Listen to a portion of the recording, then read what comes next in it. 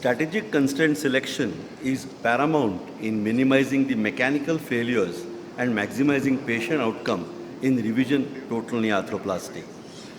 In a total knee arthroplasty, the challenges are bone loss and soft tissue deficiency. A lot has been talked about bone loss in the first two lectures. The soft tissue deficiency can be because of collateral ligament or extensor mechanism, mainly the medial collateral, which is very important. The goal is to restore a painless, stable, and functional joint. The surgeon aims to use the least amount of constraint necessary from posterior stabilized to constrained to a hinged knee so that the performance and the outcome is better. A hinged implant is a link prosthesis where the femoral and tibial components are physically connected. The stability is inherent in the implant itself and it doesn't depend on the patient's soft tissues. The initial hinges allowed only flexion extension. This led to high shear stress at the bone cement interface and in turn led to early failures. But the rotating hinges that are available now, they allow flexion extension plus internal and external rotation. Almost always they require long intramedullary stems to distribute the load across the femur and the tibia. Every point of motion should have metal on plastic bearing so that the wear is minimized and the stress on the bone implant interface is less. The use of recurvatum stopper provides further stability against hyperextension. It's mainly used in cases of global instability where there is absence or incompetence of both collateral, especially the medial collateral ligament. In cases of hyperextension laxity as well, the hinged implant is very useful. If the hyperextension cannot be controlled by a thick insert, one may have to go for a hinge.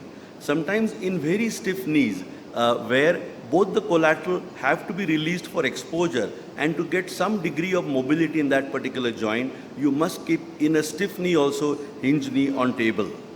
Severe bone losses, especially type 3 bone loss, where there is a loss of metaphysis, and along with that the collateral ligament stability is gone, in such cases you require a hinged implant. Sometimes in a TS, in a situation which is manageable by TS and extension, if the flexion gap is too loose and that cannot be compensated by posterior augment, and this may lead to a dislocation of the post. In such a case, you may have to use a hinged implant. If the extensor mechanism is deficient, then the hinged implant is very handy. In juxtaarticular fractures, especially in an end-stage arthritic knee, hinged implant is useful, as well as in periprosthetic fracture and post-tumor resection. In a periprosthetic fracture of such fashion, the hinged implant along with the distal femoral resection is important. In case of persistent dislocation, the reduction of this dislocation and stability can only happen with a hinged implant. The hinged implant is sometimes very useful.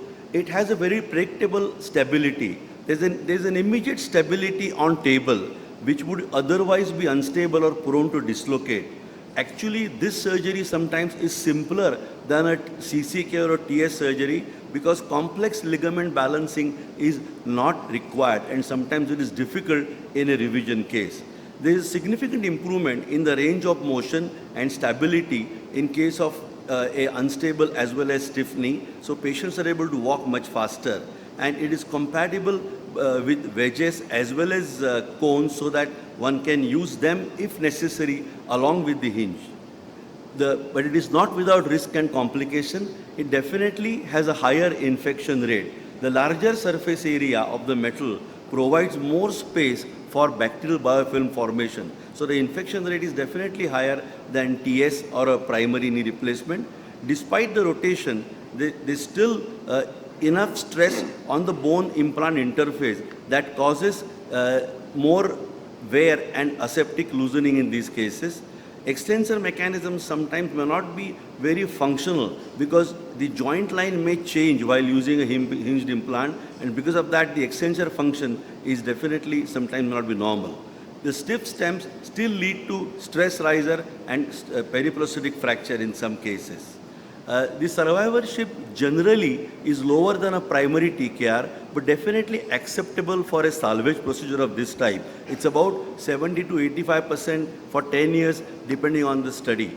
the patient satisfaction rate is much better. There's definitely high improvement in pain and stability, and forgotten joint score in cases of hinged implant is sometimes better than a PS or a TS knee.